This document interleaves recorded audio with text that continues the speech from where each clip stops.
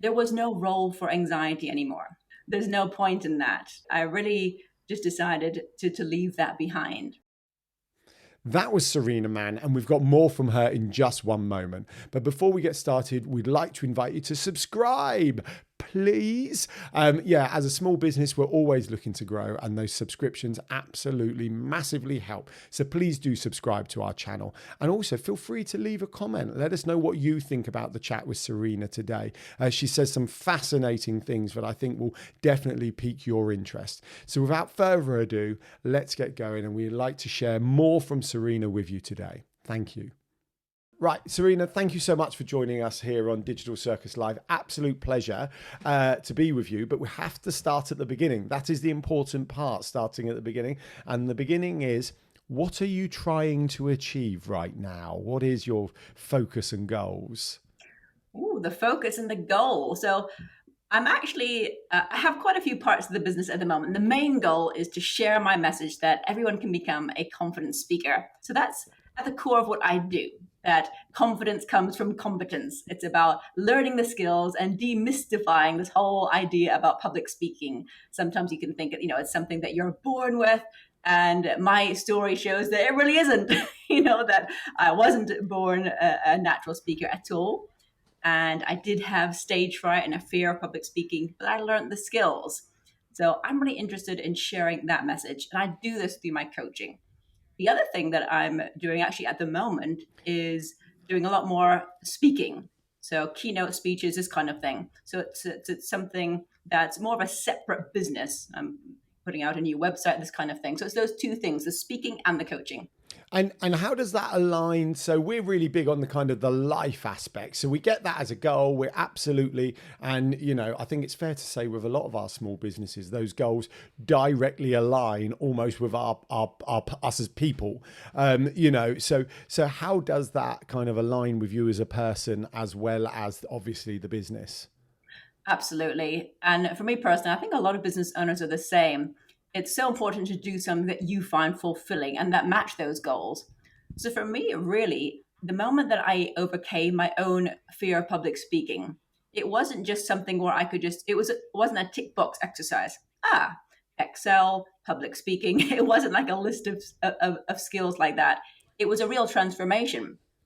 And it transformed so much of my life because I was a more confident person overall. And when you feel more confident, you are a happier person. And for me, I think it's really important not just to look at success in terms of material things, but what about success in terms of your inner world and your mind, your levels of happiness? For me, that's really important. And so many different aspects of public speaking really connected with my personal goals, because once you feel more confident, then you do feel a happier person.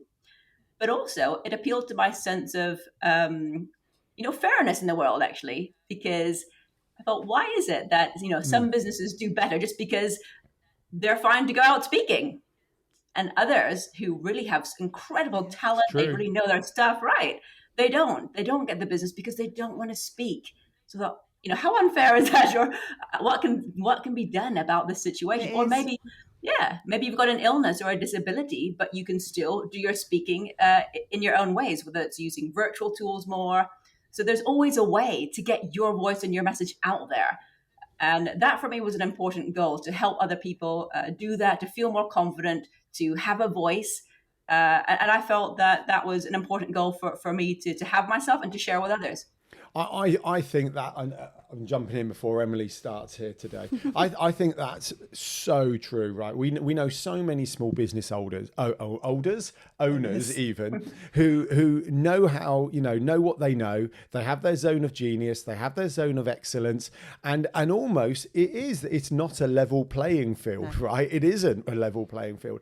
And if you start that journey as a small business owner with the confidence to be able to public speak, you do move quicker, because that translates onto video, that translates kind of just talking to potential clients and everything else. And we were talking to a mum on the school run who started her own business. and in hypnotherapy. And it was that realization that now she needs to do marketing, sales, accounts, operations. It's like, I just thought I was helping people, and all of a sudden I've actually got to do all these other things as well. So I love how that kind of it is where it is you're helping the inner person, not just the business, really. Absolutely. So, Sarina, I'm keen to understand a little bit pre this business and pre this amazing purpose.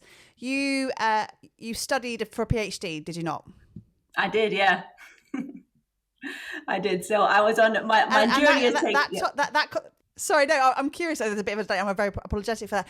But it's a very different subject matter to what you're now doing. Tell us a bit more about that. Yeah, so my life took a completely different turn. And I believe that every experience in your life just shapes you. It contributes to who you are today. And that certainly was my experience. So I was studying international relations, and I decided to specialize in an area of international relations or international politics called global governance. In particular, global financial governance. So I was looking at a very specific field of international politics, and it really excited me. It really interested me. I wanted to work for the United Nations. I was interested in just so many different types of issues surrounding global poverty and the large, institutions that make decisions around the world. And so I wanted to do this kind of thing. But in my third year of my PhD, so I did not complete. I just had this complete. I don't know what it was, but I just had this realization that this wasn't for me. It wasn't for me. I had a lot of anxiety. I had a lot of difficulties with panic attacks, for instance. I'd grown up with high anxiety, panic attacks, always a little bit shaky with my nervous system. And there was something in me that I realized, gosh, is this really the best thing for me right now to go into a really high pressure job? And it didn't seem like the right decision. And I decided to make a decision. So I worked as a research assistant instead at the University of Bournemouth. And I enjoyed that. And it gave me time to work out what I did want to do. What I realized is that I wanted to prioritize my well-being. That had to come first, then everything else would follow. And one of the things I learned was that you can, for instance, I did have to do presentations. And at my job at the University of Bournemouth, I was presenting some research findings. And I was just terrified about doing this. I was nervous before the event. I was nervous during it. And I felt traumatized afterwards. But the feedback I got was, you were brilliant. Great job. But it didn't make up for it. It didn't make things better, because I thought, but that was an awful experience. So I still realized that there was something I needed to do with my mind. I needed to address the confidence problem, because otherwise everything that I did thereon would be uncomfortable. So it became a real priority. And I think also finding meditation in my life, discovering how meditation can help, was so beneficial. And that's what I really wanted to focus on as well. And within that time, in 20 years, I haven't had high anxiety or panic attacks. And that's because I decided to get that sorted out. Really, it just became so important to me. That makes so much sense, doesn't it? I'm fully on board with trying to, and I appreciate this is the wrong word, but it's the word I have in my head, but fix these things. I mean, or develop your oneself, And I was wondering, when you were at Bournemouth University as a research student, and you did the assistant, I'm sorry. Do you know what? This is really bizarre. I never went to university, so I don't always get the lingo right. And Emily went to university. She's like, no, Alan, that's not what you say. So apologies for getting that wrong. So, and you said you did the presentations and you were nervous and, anxious and everything else. And everyone else said it was really good. If they hadn't have said you were really good, do you think you would have then gone, I don't want to do that again? That was too nerve-wracking. And actually the feedback, the great positive feedback, was the bit that kind of made you go, well, hold on, if I'm okay at it, let me solve this other part. It's an interesting question. Actually, whatever feedback that I got, I ultimately would have decided it's not for me, because that's what I decided at that time. And I didn't do any presenting for a long time. It was a long time before I joined Toastmasters and I became a speaker and so on, because the experience to me was just awful. So whether I got the good feedback on it, it was a bonus that I got this good feedback. I admit it was a bonus. But I'd had similar experiences at school where I'd present, I was invited to join the debating team and this kind of thing. You're a great, you can do this. It would be fantastic if you joined. But it was the experience of those nerves. And what I realized is this was actually quite a common experience, that either you avoid public speaking or you do get through it, but it's an incredibly uncomfortable experience. So I did make that decision. I'm not doing this. This is just not what I want to put myself through. So it was years later that I decided to really overcome that fear. And now, of course, it's completely different. And those experiences are fine. But it was really the experience that was so off-putting. So I think either way, I still would have decided it's not for me. But that's a complete and utter 180, isn't it? And I'm really impressed with that. To go from doing something because you have to do it because that's part of your job, to recognizing there's a bit of friction there, to overcoming that friction, to then go into a full-blown career in Toastmasting. You know, the other thing, because also we're in a society, we have this modern kind of thing of playing to your strengths. So it would have been really easy for you, Sarina, to kind of go, that's not a strength of mine, I'm not going to play with it. But actually, as Emily said, you've done a complete 180 and gone, stuff this, I'm taking the bull by the horns, this is mine, I'm going with it. So yeah, Sarina, would you say that you now love public speaking? I do, yeah. I love sharing my message. I love speaking in front of others. I don't need to. Sometimes you can have a feeling of I need to be heard. I need to be speaking right now. So I don't have a need, but I always enjoy it. And I feel it's really important to share my message because I believe that my experience can help so many other people. Because it really isn't the case that if you feel you're not a natural speaker, you're an introvert, you feel nervous about speaking, that you can't do it. Because it's really much more straightforward than that. And everyone can do it. It's about learning those skills. And I think because of that inner transformation that I experienced, and also the impact it had on the quality of my life, that I felt overall a more grounded, confident person. That was massive. Because when you feel more confident speaking in front of 100, of course, you're going to feel much more confident speaking in front of that one person that you have maybe a difficult conversation to have. It just affects every area of your life. And I just felt so inspired to share that message with other people, that it's really not that difficult to go from someone who doesn't like speaking, who is anxious, who has avoided it for many years, to being a really impactful, dynamic speaker. And I believe that there's a speaker within us all. That is my belief because I've seen it time and time again.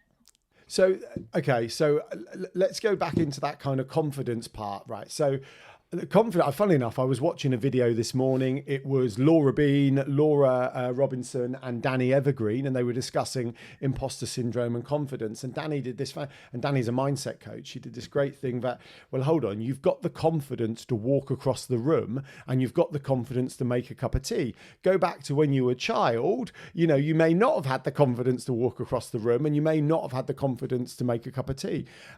So my point being is, we know you can grow your confidence and develop it and everything else, but where's the line between having the confidence and then becoming good at it?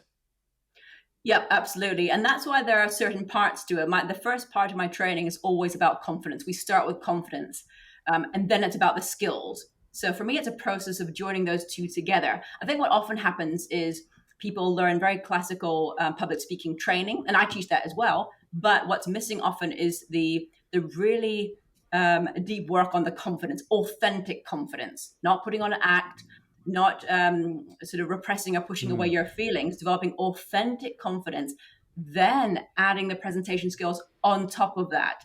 Otherwise, what happens is you present in a way that's almost false to you. I must use this gestures and say it in this voice. And then you become alienated from who you really are. So it's about finding yourself first, your confidence, how you want to present. And one of the things that I love talking about is authenticity, and it's not just about just be yourself. That's actually one of the worst things you can say to anyone about to give a talk, because it is a skill. You wouldn't say that to someone who's learning to drive, just be yourself. I'm sure you won't crash. You need to learn a skill too. But authenticity for me is about being true to your personality and who you are. So if you're, a funny kind of person, you like a lot of humor, then bring that into your talks. If you're impassioned about something, then bring that into your talks. If you're really analytical. You can bring that into your talks too. Just add a bit of humor at some point too, but you can be true to yourself and be a great presenter. So it comes from that authenticity first. Then you learn those presentation skills on top of it. So it's a process, your confidence and then your skills. Okay. So then, so going back a little bit again, what made you start this as a business? I started as a business because I felt so impassioned to share this message, because I think a lot of people really don't realize that anyone can become a confident, impactful speaker. And speaking is so important, especially in this day and age. You know that speaking is different. Now more than ever, speaking is important, because this is speaking in the digital age, where it's not only about speaking to an in-person audience. This is your YouTube channel, it's your podcasts, it's your social media videos, so many different things we're doing. And 20 years ago, we were never a business owner was never expected to speak in all these kinds of different ways. So I kind of just realized that this is amazing. People need to know this. And it was also something I knew that I would enjoy doing. And I think that's the key for, whatever you choose to do. It's doing something that you really enjoy. And I loved, especially when I first started out, I could see so clearly a transformation in my clients, which I still see. And I think that is incredible. I still get so much joy from actually seeing that transformation. People going from someone who, I couldn't possibly do a talk, to sort of just a few months later speaking at a conference. I've seen this kind of thing, and wow, that's incredible. So I love that. I love giving that to other people. I really enjoy seeing that process. And for me, that's why I decided to make this the thing that I do. But also, in addition to speaking, because I want to share that message with others, because I believe this message can really change the way you think and feel about yourself and your life. I'm curious, has that always been a part of you, that desire to help, to support, and to empower others? Has that always been a driver in you? Yes, definitely. It's being, I think, whatever business you run, it's about being true to your personality, isn't it?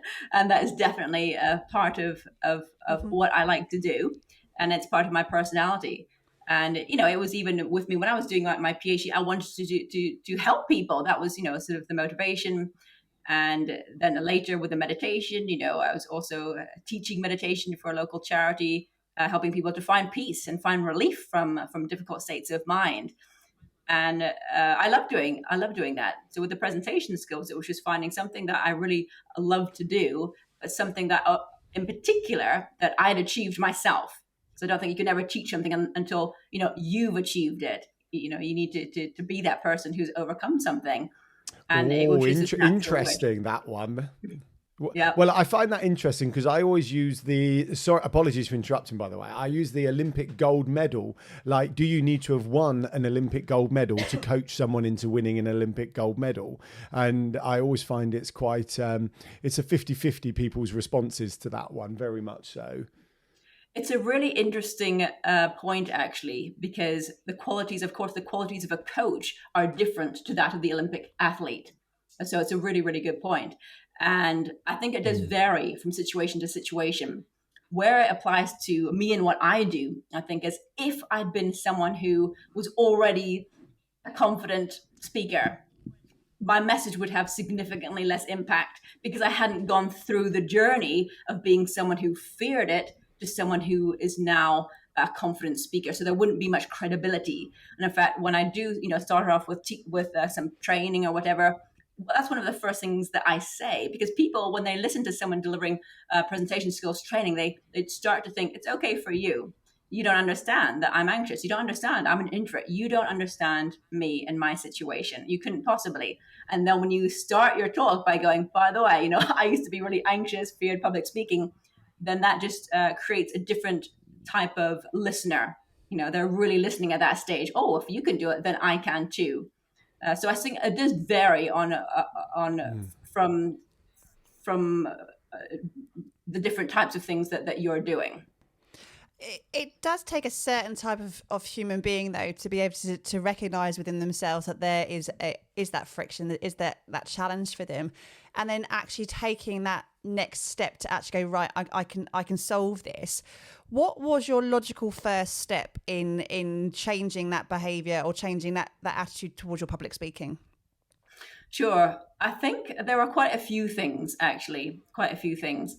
There were moments in my life where I had these big moments that really, really affected me. The first one was actually getting very ill with ME, where I was bedbound for many years, unable to do anything. And it was in Wow. those times that, yeah, that I realized the importance of your mind in your life, and the choices that you make. So it was a time of reflection, but also transformation. You can't go through something like that without transforming as a person. You really can't. You appreciate what's really meaningful Yeah. to you. And the other really impactful time was actually, seeing my father die before me. I was his carer for a couple of years, and that was incredibly moving moment. And also, when someone close to you dies, that their death invites you to think about what's really important. And the main thing for me, Mm. and there are quite a few things to be fair, but one of the main things was there was no role for anxiety anymore. There just isn't. There's no point in that. And I really just decided to leave that behind. And the going into the public speaking was actually just a confidence building exercise. I didn't intend to be a public speaking coach initially. I was just doing it as a confidence building exercise. And then that's when I really discovered myself as a speaker. Yeah. That's quite powerful, Sarina. I don't feel we can just kind of put a full stop at the end. First of all, so sorry to hear about everything that's happened. These are absolute tragedies. But I'm a little bit blasé, and I apologise in advance. I also understand that these things can go on to have a major positive impact in our lives. But the bit that really stuck with me is the bit where you went, I decided there was no place for anxiety. It's absolutely a waste of my time, a waste of space in my head, and everything else. But that's so true, isn't it? Now, I'm not saying these things don't exist, right? Because they exist for people, etc., etc. I'm not trying to start an argument like that. But if you're able to wake up one morning and choose that doesn't exist in your space, your mind, that's powerful stuff, and then go on to see the transformations in your life that have come from that. It is absolutely fascinating. It is, and don't get me wrong, it's not like an overnight thing. It was a gradual thing, but it was just a very, very powerful moment. A few powerful moments that No, I've it had was where I just wanted to make split decisions. second. Yeah, but also it was about finding the right techniques and finding out what was right and what wasn't. And a lot of the information that I received on confidence, I realized that just doesn't work. And a lot of the things about confidence in public speaking, Yeah. just they don't work. And I just realized, oh my goodness, this that's not how you can do it. Just like that, with an overemphasize, a lot of the time there's an overemphasis on the self. Just tell yourself you're amazing, you're great, you can do it. And that's not necessarily that helpful. And that's what actually increases, in my opinion, your imposter syndrome, because you're not acknowledging how you feel. And there's nothing wrong with just saying, in this moment right now, there's anxiety arising in my mind. You don't have to crush it, conquer it, repress it. It's okay to have that feeling. And then it's what you do next with it. So you don't have this sort of inner conflict. You're like, right now I'm feeling anxious. Okay, start with that. The reason I'm feeling anxious is because I've never done this before or whatever. And then you talk your way with logical reasoning to a place of feeling confident. So it's a much more straightforward process. And you're moving your mind to a place of confidence rather than trying to fight your way into it. I absolutely agree, and I have a similar thing with me. I quite enjoy public speaking, and when I have opportunities to do it, I really enjoy it. I still get nervous. I still get nervous every single time. But what I found probably a good few years ago now, exactly that, was I would then go, well, hold on, why am I nervous was my first thought. And I'd explore why I was nervous. Then I'd go, okay, what can I do about that? And then I'd go, well, practice or whatever, and try and answer that. And then I'd also get to a point where I'd go, well, hold on. Don't over script, don't over rehearse, because actually one of my strengths, by the way, I feel quite awkward saying this to a public speaking coach. Please, I'm not after a review today, Sarina, that can come another time. But then one of my other things that works for me when it comes speaking is not actually overthinking it or over planning it. I'm okay getting into the flow of things, but I have found that kind of reasoning and logic massively helpful when fine. And the nervousness actually comes from just wanting to do well, wanting to be impactful, wanting to benefit the business, etc., etc. So Exactly. I have It's a found really, that really helpful. yeah, thanks for sharing. It's a really normal emotion. And I think sometimes we don't see emotions and feelings for what they are, which are normal feelings in this situation. Just like imposter syndrome. I had someone say recently, I've got a talk coming up. I need to fight the imposter syndrome. It's like, I'm not sure. I don't know that needs to be this big battle. It's just, or to just even label that there's something wrong with you, that you've got this big problem. What is imposter syndrome? It's a feeling of maybe not being good enough, that you're going to be found out because you don't know enough. But that's just a natural kind of feeling, because it's showing that you're doing something new, you're doing something you haven't done before, you're stretching, you're growing as a person. These are all great things, and it's only natural to feel some level of nervousness about that, and discomfort. And then I think that the more you focus on the, oh no, it's this big problem, the imposter syndrome, then the bigger it gets. But if you're just like, oh, I get this, I'm growing, then you can just move on to other things, and it doesn't become such a problem. Yeah, it's something I've had to learn to do a little bit. So unlike Alan, I'm not a natural loving public speaker. I do it, and it's definitely part of our job, and we have been on stages, and we have been on webinars, and we do all of that. We're doing a podcast right now. Doesn't mean I particularly take joy from it, but I also know that it's a means to the business growth, and because I have that in my head, because we have a purpose for what we're trying to achieve with that. I kind of I don't suck it up, but I utilize that power in different ways, and I actually use it to my skill later on, and I just digest it differently afterwards as well. So unlike Alan, who will be buzzing after doing a stage presentation, I just have to quietly reflect a little bit and kind of just kind of take some time. Are you the same person I'm married to and I see all the time? Yeah, whatever, Emily. I do. I'm not in terms of an introverted way there. I know, honestly, I have to live with him. Not an introverted way, but sometimes I just find that actually it's recognizing that it feels uncomfortable, but actually it's not always the worst thing in the world, because it's achieving that growth for the business, and with that I recognize that, and I'm happy to carry on doing it. And it does get better with time, and the more we do it, the easier it gets, but I still have that little knot in my tummy every single time without fail. Yeah, thank you. So I think we're going to head to our final question, if that's okay. And I think, a couple of things you've said. I feel I don't know your answer, but I reckon I know where you may take the direction of this. So we always like to go with, so if you could go back to your younger self and, say something to them, give them a pat on the back, put an arm around your own shoulder, and you can choose what age you go back to, but what would you say to your younger self? That's a great question. I think I would go back to my younger self at around 18, because that's where I was really forming my ideas about the world. And I think my main bit of advice was to not overthink what you're doing. Focus on what you want to achieve, and don't overthink things. And always focus on what you can do and not what you can't. So I think your focus is what determines your potential, what you can achieve. Brilliant. So true. And so final question, because even though that's the final question, what you said's just giving me another question. Would you say you are still an overthinker now, or a bit like the anxiety of you just made a conscious decision to work on removing that? It depends. Everyone is different, aren't they? I don't identify necessarily thinking, oh, I'm a real overthinker. I think there's lots of things I can overthink, but that can be natural within a business. You're really overthinking some part of your business. So I think there is that sometimes, but not really with the speaking now, because I feel pretty confident about it. So I don't spend ages trying to do things, but also just what I've learned in my meditation practice. That's helped a lot, because when you calm the mind, necessarily you calm your thoughts. And also it's about focusing on others and not on yourself. And so all these techniques actually function to reduce that overthinking anyway. So I don't feel it's a huge, problem in my life at all. But I think definitely there are areas like running a business where I probably am overthinking things, but certainly not in the speaking. Yeah. That's called being human, isn't it? Yeah, if we're all everything all the time, then we're definitely an alien. But we're all human. We are. We all overthink something. Damn this being human malarkey, honestly. Yeah, and I think that's important to acknowledge, right. And I think that is actually, being a confident person is about acknowledging your humanness first. It is, it is.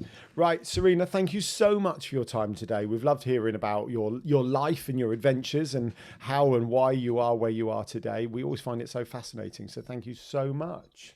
Thank you for having me. Guys, we will see you next time on the Digital Circus Life.